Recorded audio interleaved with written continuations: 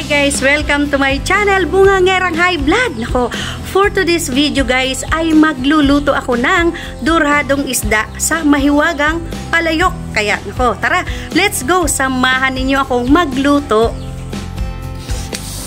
Ayan, ang una kong gagawin ay lilinisin ang dorado. Ayan, meron ako nabiling dorado. Ayan, mahigit 1 kilo to. Natukso akong bilhin kasi paborito namin mag-asawa ito. Ayan. At masarap din ito sa kinilaw. Ayan.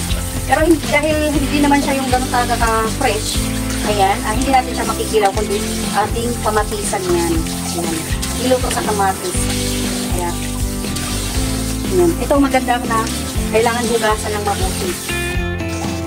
Ayan. Sunod na ating hugasan ay ang pechay. Ayan. Ganito yung nabili kong pechay sa tayo kasi tanghali na. Ayan. Kaya hindi na siya ganun gaano. Medyo lanta na. Pero, carry pa. Ayan. Kailangan hugasan ng mabuti kasi minsan ang iba, binababad nila ito sa tubig na may gamot para hindi agad nalalanta ang pechay. Kailangan sila talaga yan.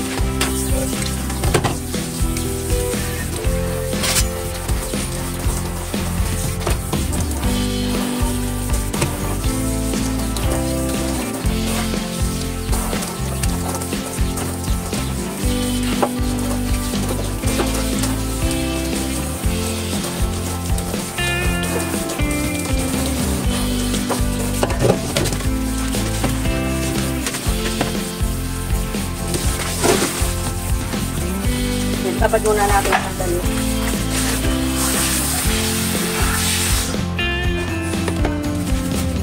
At ito, yan, importante itong onion leaf or dahon ng sibuyas.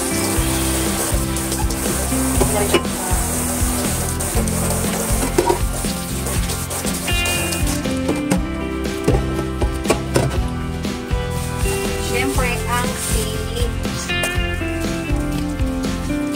Wala ang sili. At ang kamatis. Ayan. Alam niyo, ang lalaki ng kamatis. No? Ayan. Ang lalaki ng kamatis. Alam mo yung kamatis na to ay napakasarap. Hindi siya, yung alam mo yung hindi siya parang lasang kamatis. Parang ito, parang ganito yung mga nilalagay sa burger. Kasi masarap yung lasa niya. Gusto ko 3 kamatis na malalaki. Yung aking lalagay sa isda. Namatisan. Oh. Malaki oh. Siyempre, sibuyas. At luya. Alam niyo ba guys, kapag ako nagluluto, hindi ko binabalatan ang luya. Yan, ang tinatanggal ko lang, yung nasa singit-singit niya.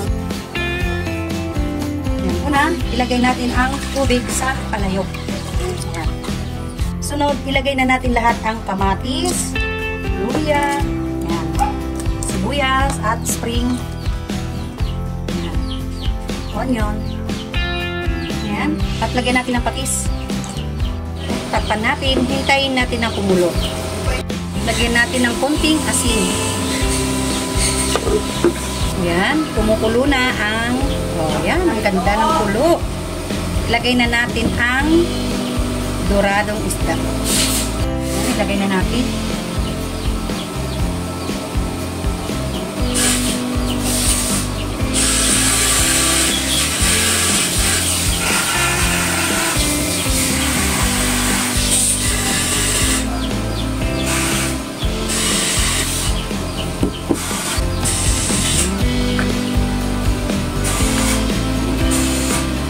Ang bango ng amoy.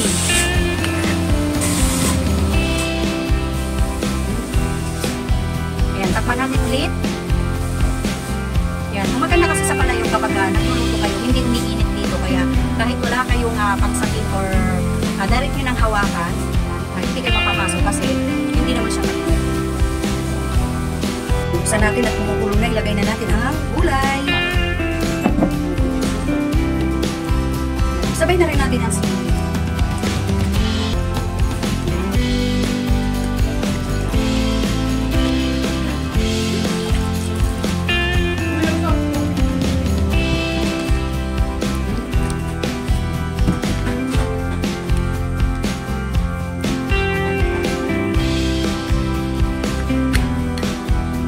natin ulit.